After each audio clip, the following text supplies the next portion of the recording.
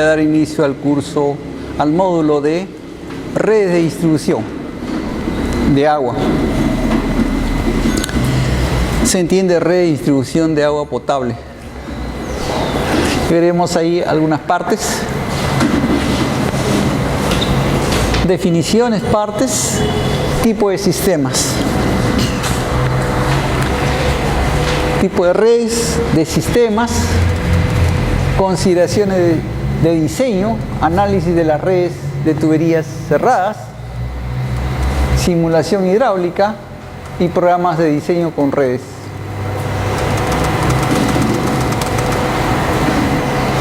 Aquí algunas definiciones. Red de distribución es el conjunto de tuberías y accesorios de diferentes diámetros, incluyendo válvulas, grifos y demás accesorios, entendiendo los accesorios codos, T's, dobles T's, tapones. En válvulas están válvulas reguladoras, válvulas de reductoras de presión, puede ser cámaras romper presión también, grifos, ¿se entienden? Grifos contra incendio, cuyo origen está en el punto de entrada al pueblo, el final de la línea de deducción, y que se desarrolla por todas las calles de la población, o sea, para servir, ¿no?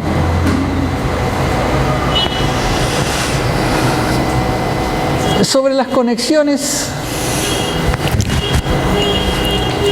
hay dos tipos de conexión: conexión predial simple y múltiple. La red de distribución de agua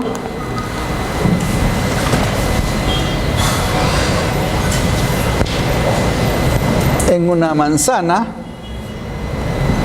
dependiendo del número de lotes,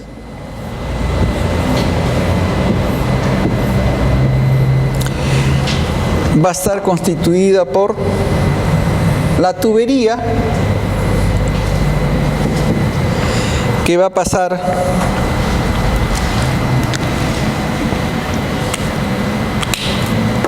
el manzaneo en rojo y en azul las redes de distribución. Entonces, las conexiones domiciliarias, voy a dibujarla punteada. Está a la izquierda del lote, perdón, a la izquierda del lote, a la izquierda del lote acá.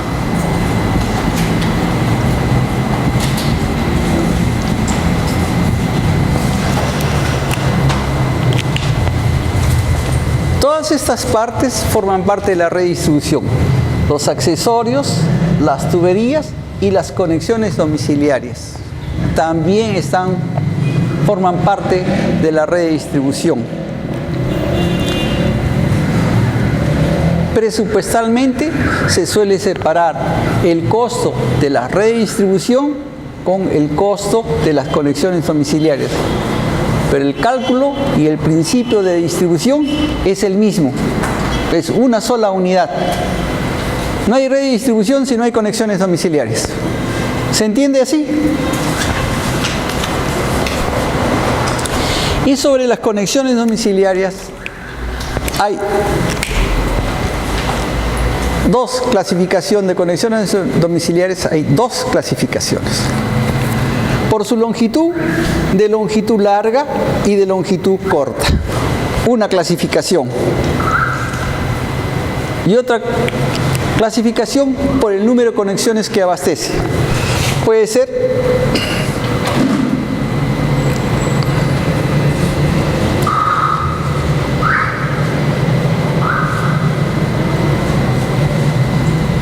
ustedes saben que acá obviamente va la caja de registro, ¿no?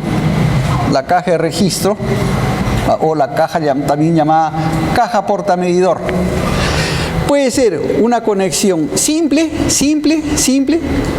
o múltiple, o dúplex también le llaman. En el pasado se le llamaban dúplex, en términos genéricos, más propiamente son conexión predial múltiple.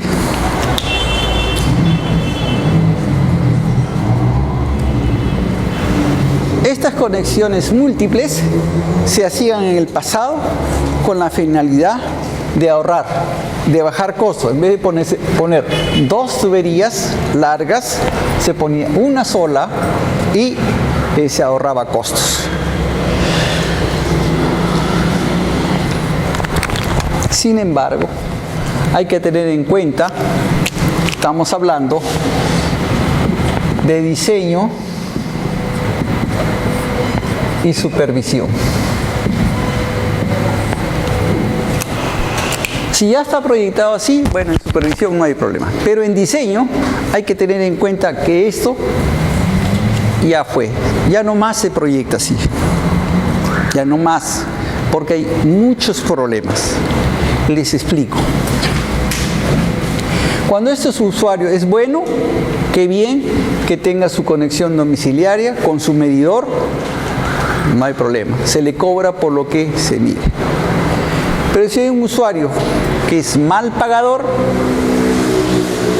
hay que cortarle el servicio, le sacan el medidor y se queda sin agua. 2 veces. Si pasan más de 2 meses en deuda, y hay muchos de esos en todas las ciudades, lo que corresponde es levantarle la conexión domiciliaria, es levantarle todo eso hasta la abrazadera. Se taponea la abrazadera y se levanta toda la conexión domiciliaria. Mientras sean individuales, no hay problema. Pero cuando este es buen pagador y este es mal pagador, este sí está al día, pero este no paga, entonces este se va a ver perjudicado por el no pago de este otro. Entonces, desde el punto de vista comercial, esa solución técnica económica no se aplica más.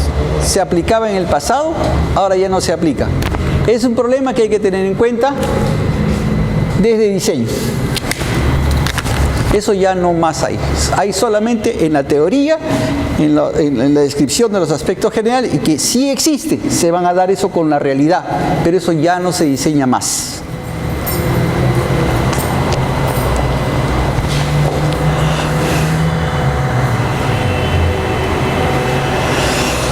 Hidrante, que es el grifo contra incendio, ramal distribuidor, un ramal individual.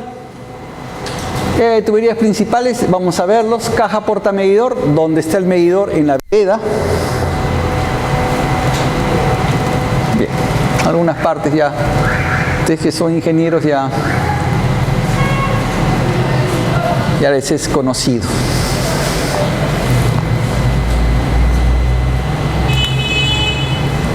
Partes. Las partes, entonces, en una redistribución está constituida por tuberías. No solamente las tuberías, sino también los dados de anclaje.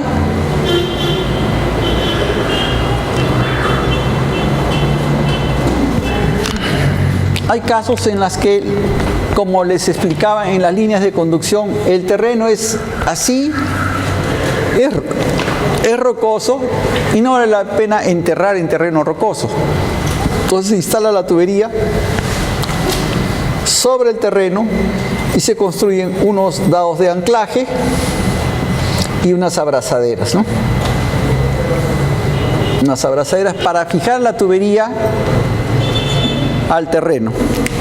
Entonces, o sea, hay tubería, va a haber tubería enterrada, tubería expuesta, pero que tiene que ser soportada con dados de anclaje.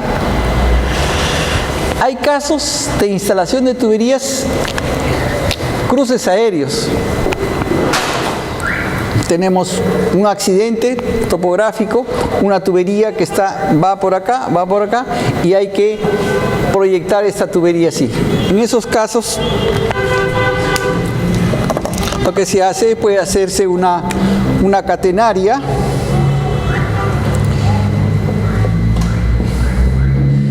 Termina en un bloque de anclaje acá. Y en el tramo que va a estar colgada, la tubería, se instala colgadores. Un bloque de anclaje acá. y fijar, ¿no? Transmitir las fuerzas. También se puede cruzar con una estructura metálica, con una estructura reticular.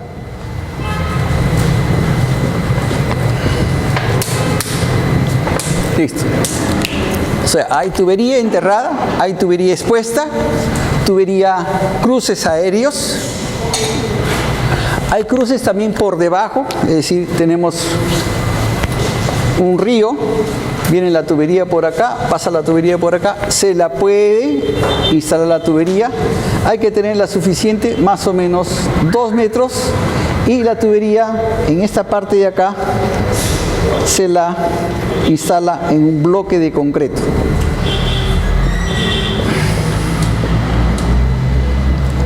Un bloque de concreto para fijar y no esté expuesta a la socavación. Para evitar la socavación, la protección con un recubrimiento mínimo bajo el nivel de fondo del río, del riachuelo, 2 metros, y para que no sea arrastrada con un bloque de anclaje, ¿no? Un bloque de recubrimiento, la propia tubería.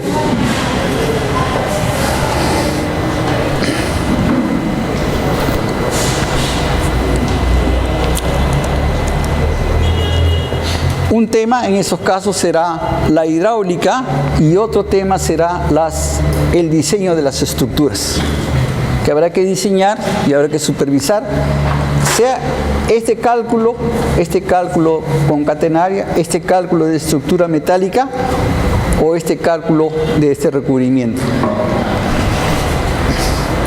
También, como partes de la red de distribución, están los accesorios, como reducciones, test, tapones, ampliaciones, válvulas reductoras de presión, válvulas controladoras de flujo, grifos contra incendio. Todo eso son al final accesorios. Cámaras romper presión.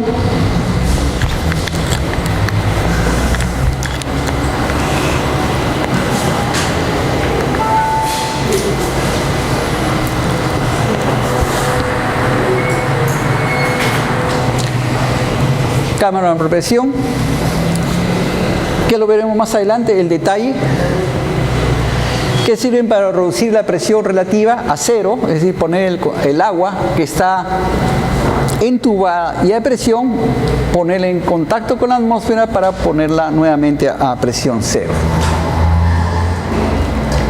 Y esta es la cámara de rompepresión. Ha entrado ahí al detalle.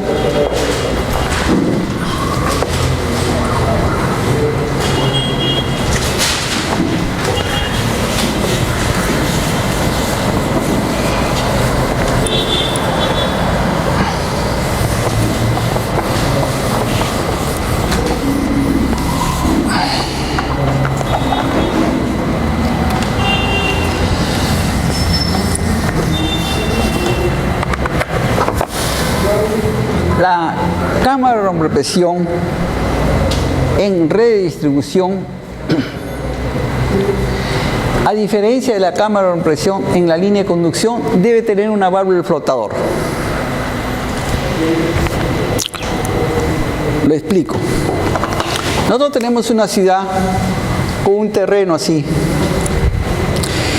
y a todo esto está la ciudad, están las casas. Sin embargo, si dividimos esto en metros, y acá tenemos, perdón, en desniveles geométricos, acá tenemos el reservorio, y acá hay una diferencia geométrica de 12 metros, por decir, puede ser 12, 15, 10, 5 metros, lo que sea. Yo estoy dando una altura H, en este caso 12 metros. Y tenemos curva de nivel,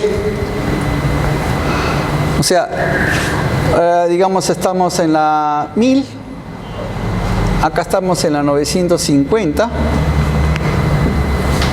acá estamos en la 900 y acá estamos en la 850. Tenemos un desnivel aquí, ¿de cuánto? 150 metros. Mucha presión. Entonces, para romper la presión que hay al final de la red de distribución es que se instalan cámaras de presión cada 50 metros. Decía, en diseño de líneas de conducción, cada 45 metros, es decir, cada 45 metros. Entonces acá instalo a los 45 metros, no 50, sino a los 45, pongo una cámara de presión. Y distribuyo agua a todas las casas hasta esta cota de acá. Y finalmente abastezco a la cámara de presión. Todas estas casas de acá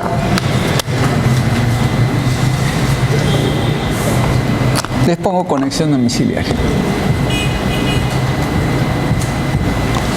Y alimento a la cámara de presión. Y de la cámara de presión saco una tubería y sigo entregando agua a las siguientes casas.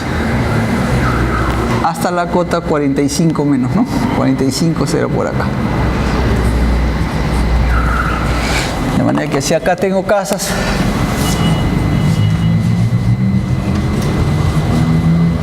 puedo alimentar a esas casas de estas a través de esta red de distribución, tratando de mantener máximo con líneas paralelas a la línea estática de una presión de servicios máximo menor o igual a 45 metros de columna de agua.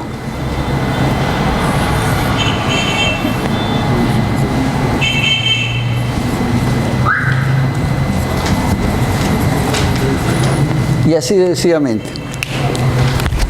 ¿Qué va a pasar? Si esta cámara de presión no tiene válvula de flotador igual que la del inodoro de tanque bajo, del inodoro de la casa, si no tiene esa válvula de flotador, va a ocurrir el siguiente fenómeno.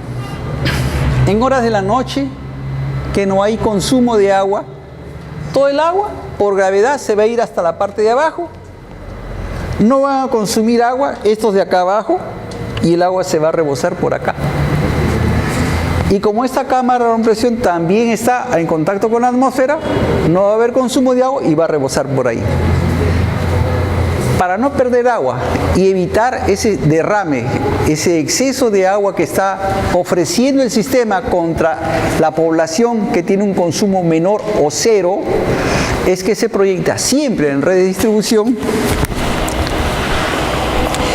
cámaras de presión con válvula de flotador. Esta es la válvula de flotador. Este es el flotador, la varilla, y esta es la válvula de flotador, que tiene el mismo principio que el flotador del tanque del inodoro. ¿Qué más debe tener la cámara de presión? Una buzón de acceso mínimo de 0,60 por 0,60 para acceder al interior y hacer limpieza y desinfección. Igual, en todo recipiente, así como sea un reservorio de almacenamiento cada 6 meses, a esto también se le tiene que hacer mantenimiento cada 6 meses.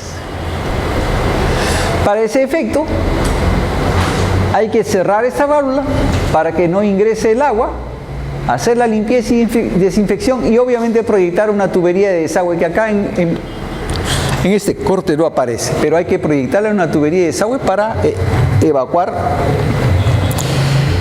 los productos de la limpieza y sedimentos que se van a quedar. Una vez efectuada la limpieza y desinfección, se restablece el servicio.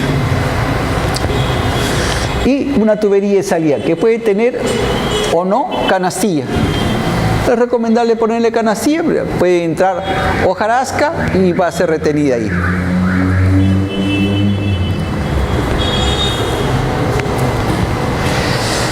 También forman parte de la red de distribución válvulas de aire, válvulas de purga. El principio de ellas ya se las expliqué en líneas de conducción, cuál es el principio en funcionamiento de las válvulas de purga y de aire. Igual, en las redes de distribución también se proyectan válvulas de aire,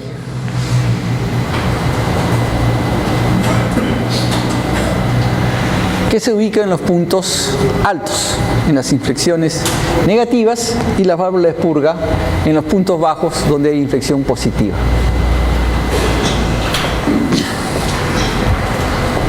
¿Alguna pregunta hasta ahí? Seguimos.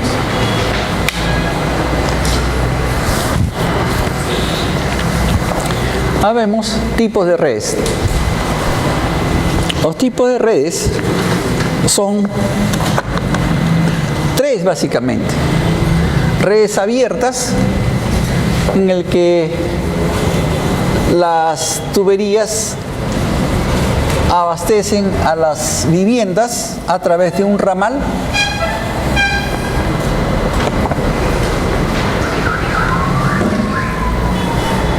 Y está constituido por tuberías y accesorios que inician el recorrido del reservorio y terminan en un tapón, sin retorno, o sea, sin conectarse con otra tubería. Es un ramal simplemente.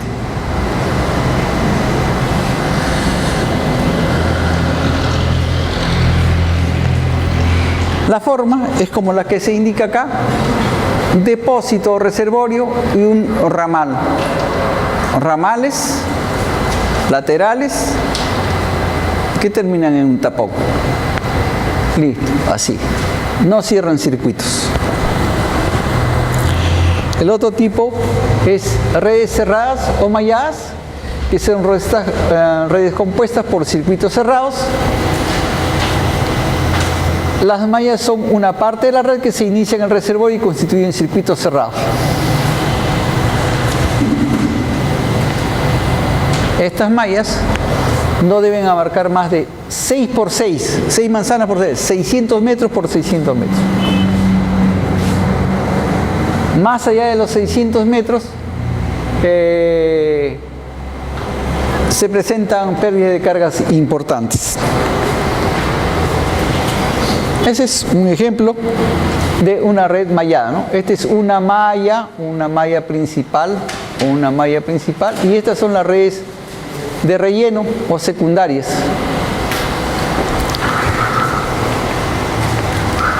Y también hay redes combinadas. Las redes combinadas se refieren a una combinación entre redes cerradas y redes abiertas. Coexisten ambas.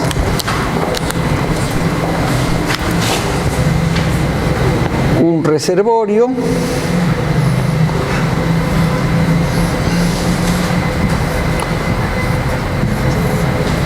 redes cerradas combinadas con redes abiertas. Es un ejemplo de unas redes combinadas.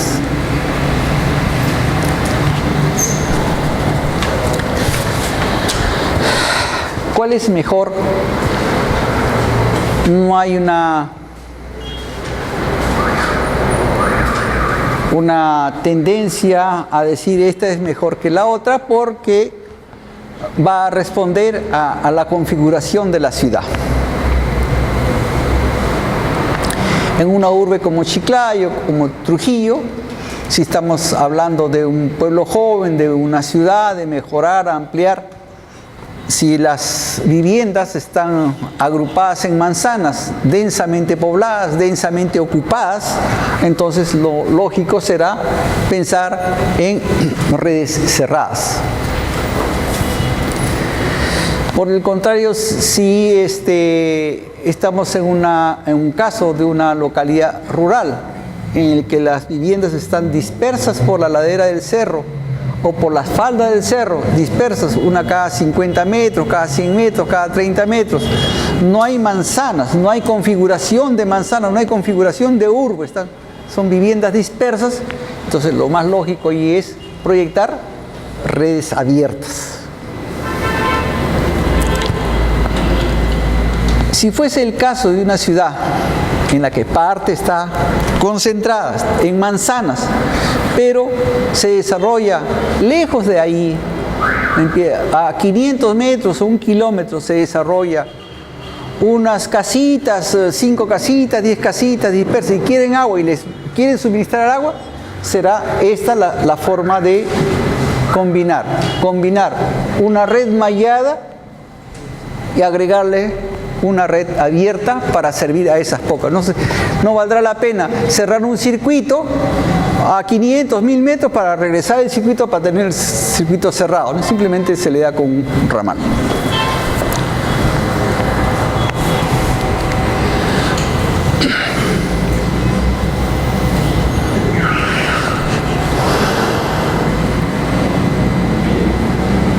Es el tipo de redes por la configuración de las redes matrices, de las redes principales. Redes cerradas, redes abiertas, redes combinadas. Por la importancia de las tuberías, existen 3 tipos de redes. Redes primarias, redes secundarias y redes terciarias.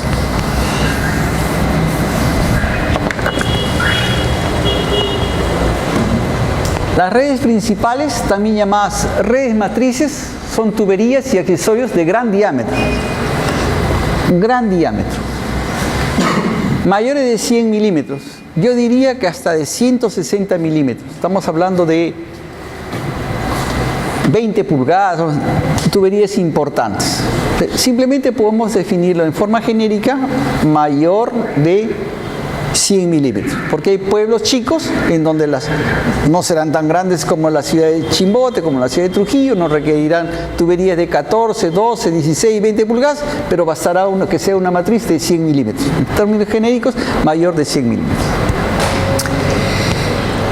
Redes secundarias, también llamadas en el pasado redes de relleno. En el pasado se hablaban redes matrices y redes de relleno. Hoy se habla, en los nuevos términos, redes primarias, redes secundarias y redes terciarias. Redes de secundarias o de relleno son tuberías y accesorios de 100 milímetros o más. Mínimo 100 milímetros. Y la razón de ser de esas redes secundarias era que en el pasado se diseñaban con los cálculos por Hardy Cross manual, se hacía Hardy Cross con equilibrio, con balanceo de caudales. Se diseñaban las redes matrices, las principales. Nunca se calculaban las redes secundarias. No se calculaban, no tenían necesidad de calcularse. Y no tenían necesidad de calcularse porque deberían ser de 100 milímetros mínimos para poder instalar grifos contra incendio. Y los grifos contra incendio deberían instalarse en tuberías de 100 milímetros. En el pasado no se hablaba de milímetros, se hablaba de pulgadas. Sí, los grifos contra incendio iban en tuberías de 4 pulgadas. Entonces, todas las redes de relleno no se calculaban, tenían que ir grifos contra incendio. Cada más o menos entre 150 y 300 metros debía ir un grifo. ¿Las redes primarias y secundarias en qué se diferencian? Las dos son de... En el diámetro. Es que en las redes primarias debe ser mayor de 100 milímetros. En las redes secundarias usted puede definir todas de 100.